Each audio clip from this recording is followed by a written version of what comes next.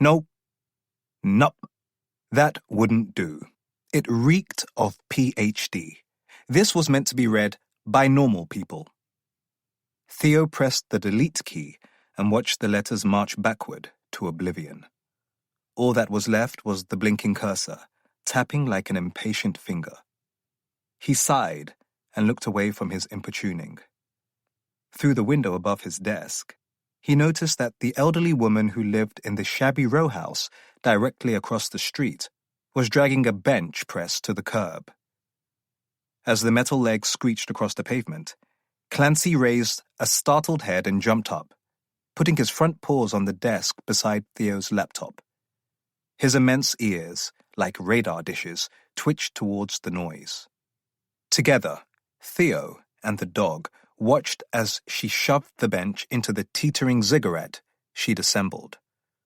Propped against it, a hand-lettered sign. Free stuff.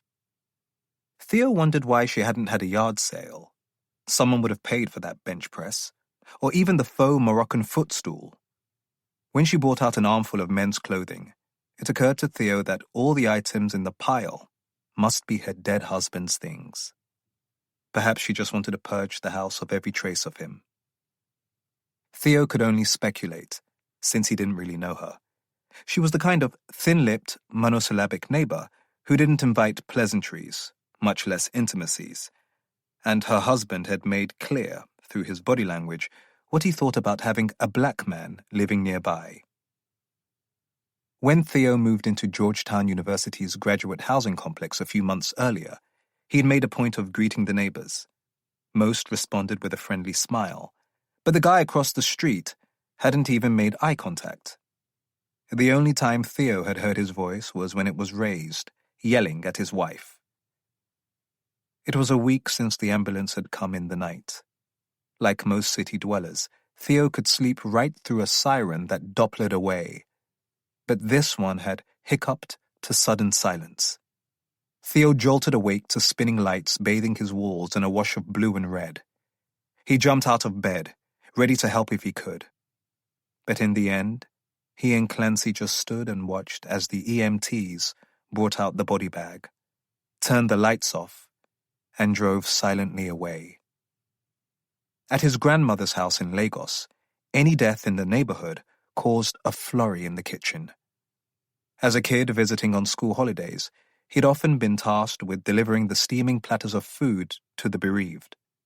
So he made a stew the next day, wrote a condolence card, and carried it across the street. When no one answered the door, he left it on the stoop. An hour later, he found it back on his own doorstep with a terse note. "Thanks, but I don't like chicken." Theo looked down at Clancy and shrugged.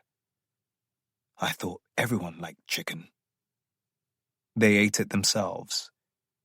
It was delicious, infused with the complex flavors of grilled peppers and his homemade, slow-simmered stock. Not that Clancy, the Kelpie, cared about that. In the no-nonsense insouciance of his hardy breed, he'd eat anything.